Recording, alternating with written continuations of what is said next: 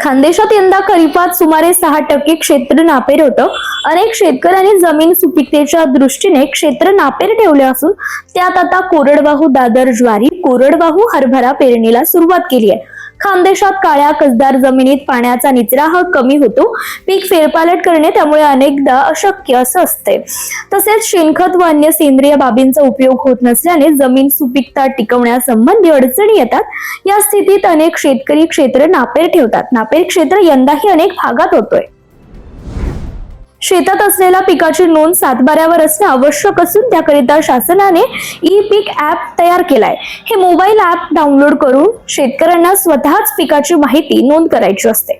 परंतु काही तांत्रिक अडचणींमुळे शेतकऱ्यांकडून नोंदणी होऊ शकली नसल्यामुळे त्यांना शासकीय योजनांच्या लाभासाठी बराच मानसिक त्रास होताना दिसतोय। भंडारा जिल्ह्यातील 7ही तालुक्यात हजारो शेतकऱ्यांना याचा फटका बसला असून शेतकऱ्यांनी आता धान कुठं विकायचा असा मोठा प्रश्न निर्माण झालाय। मोसंबीचा आगार म्हणून ओळखला जाणाऱ्या जालना जिल्ह्यात यंदा मोसंबीच्या उत्पादनात घट होण्याची शक्यता आहे। सप्टेंबर महिन्याच्या पहिल्याच आठवड्यात झालेल्या अवकाळी पावसाचा मोसंबी फळबागांना तडाखा बसला असून मोसंबी पिकावर सध्या बुरशीजन्य रोगाचा प्रादुर्भाव झाल्याचं चित्र जिल्ह्यात अनेक ठिकाणी दिसून येते। यामुळे मोसंबी उत्पादक शेतकरी चिंतेत असून या रोगावर नियंत्रण मिळवण्यासाठी मोडोपेसचा वापर करण्याचे आवाहन मोसंबी संशोधन केंद्रातील तज्ज्ञांनी केले।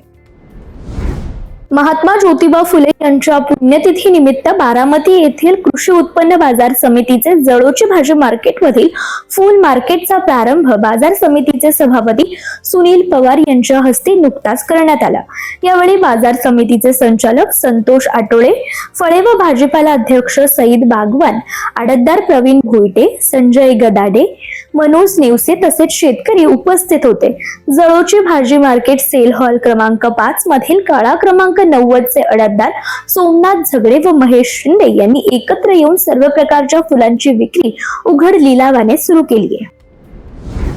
नैसर्गिक शेतीच्या नावाखाली काही कृषी अधिकारी भजन कीर्तन तसेच परराज्यात दौरे आयोजित करू लागल्यामुळे कृषी आयुक्तालयात आश्चर्य व्यक्त केले जाते।